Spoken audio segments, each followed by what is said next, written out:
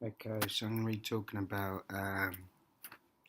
what I've learned from my preliminary task to my final task using Camtasia.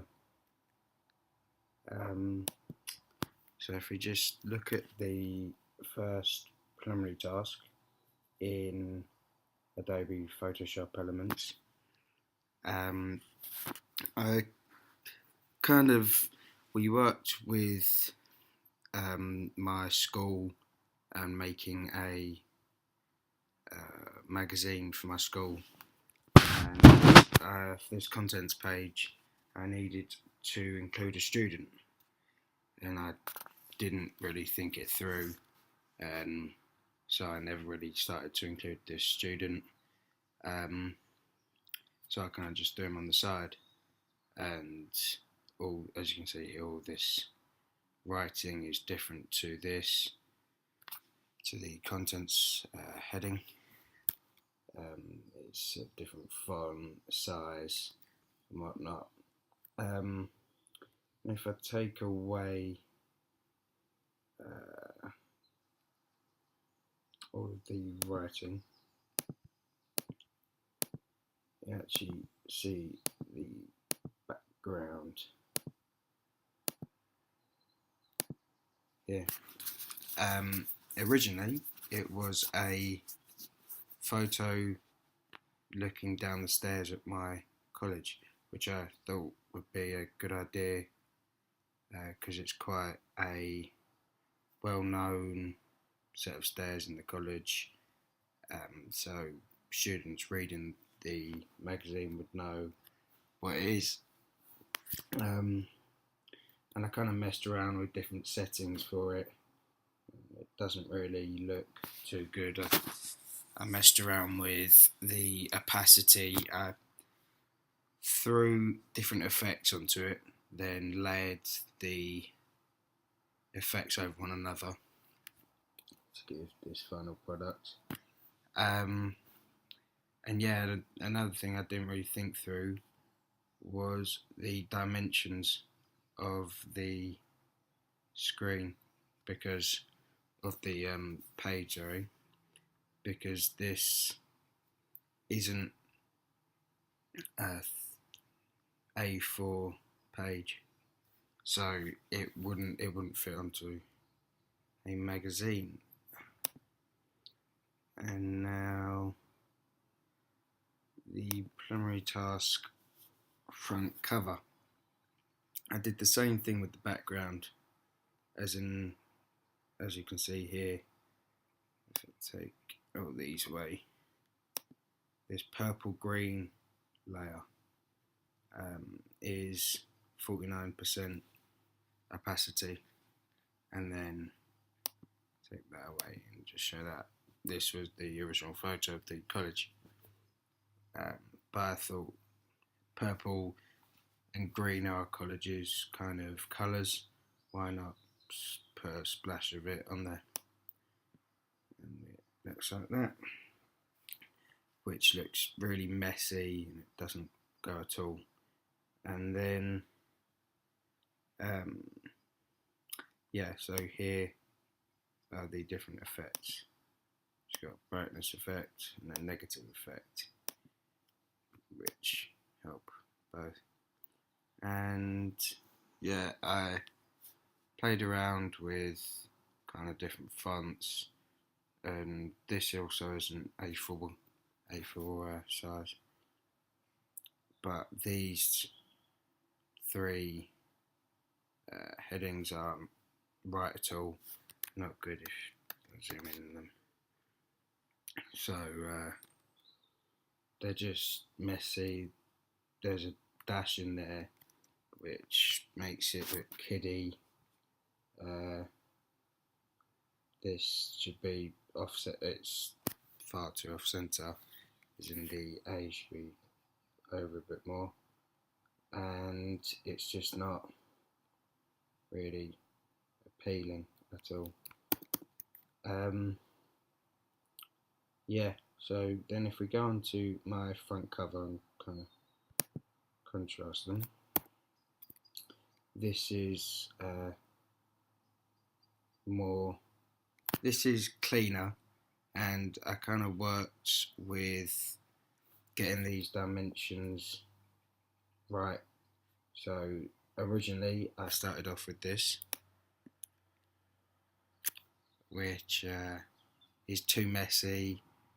There's loads of different fonts in there, and it just looks, I mean, not, I did, as a first attempt I thought it was good. I liked the font for Warehouse, so I've kept that all the way through. I like the image and the background, and I like some of the kickers and headings in there, but I thought it looked too messy. There was far too much going on. So I decided I thought I need a theme. So I added this theme of a kind of brown box in the masthead up there. And I thought I needed another colour in there because it was black and white. I used black and white because this picture was black and white. It is black and white, as in the black hoodie with the white writing and the white string on. I've played around with so much kind of different shapes all the way through. And I thought I kept on putting boxes around things, which didn't look good at all. And I remembered my preliminary task and how I didn't want things to look messy. I wanted clean, kind of straight kind of a format so that everything looked good. And the one thing I would say about the preliminary task actually is early on there is this use of the left third coming down here, which I think is quite good. I tried to kind of get that in the front cover, and I thought about putting this free CD down on the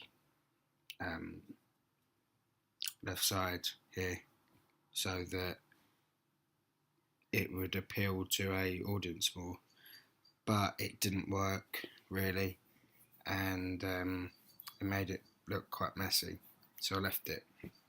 And I worked with drawing your eye across the page from one to another. So if you start off with the Warehouse and you've got the free CD here, then move over to this big interview with DJ Hartley, and down to Avicii, who's a massively well-known artist, house music artist, and then this top 20 DJ starter sets. I thought that it quite worked. The grey complements both white and black, and it just flowed a lot nicer than the preliminary task. In the contents page of the preliminary task, I used this brown colour here, and I kind of liked the idea of things being split up by kind of like half a line, almost a line that just doesn't meet the sides, because I saw in stuff like Enemy, Kerrang, Guitar, and really quite some of their most modern issues, they use these lines, and they look really cool, and they supplement a lot of this. So I started with loads of different ideas for the contents page, and ended up thinking I needed another image in here because I couldn't have I thought Warp Magazine has images just on their cover story. None. So I added this image of a DJ HTC, and I thought that it was quite a cool image. Go to it. Yeah. Then, um, I had this box in here because it looked, it kind of looks too, as if there's too much writing in there, and the box kind of just cuts up a bit, which I quite like, especially because you hit this line here and you've got loads of writing here, whereas this is quite simple, so it kind of contrasts like that, which I suppose can work, and it's quite risky, but I liked it quite a lot, the contents page. And then finally, the double page spread, which I didn't do as a preliminary task. So this is my first stab at a double page spread, and I really like the black and white. There's kind of a theme in here, as well as the brown box, but the black and white, as you can see in the contents page here, and obviously black, white, and white paper, and of course on the front cover the same. So I liked it quite a lot, and it was interesting shooting these photos. I've shot about 50 of them, and it was I own quite a few records. These are all records here, and these are all CDs. There's a few cases of them, a few wardrobes of them, and so yeah, I was working on that. Yeah, and I worked using these records as if he was kind of just messing around with them, seeing which ones works, which ones don't. And then this image, he's holding onto a Beats headphone, and it looked a lot better in black and white. And then I cut it up with these lines again, and I think it looks quite clean. It flows really nicely. The black going into the white going into the black. It was actually quite a long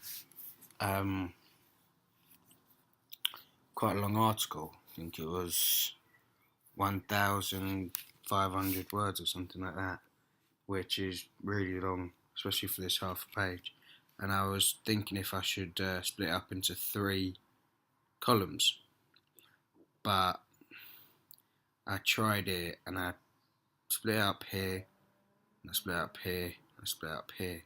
So I had 4 kind of columns, and I was fitting like 5 words on the line without it looking really, really just too small. And it just didn't work at all. So I didn't use it, and I only used 2, sorry. So yeah, from my preliminary tasks to my final pieces, there was I learned a lot. I mean, I'd done a bit of work experience with magazines, so and my dad works for the Daily Mail, so I've worked with someone who is all about being a clean cut page. It's got to look really clean, stuff like that before. So I tried to influence that into my work. I hope it worked.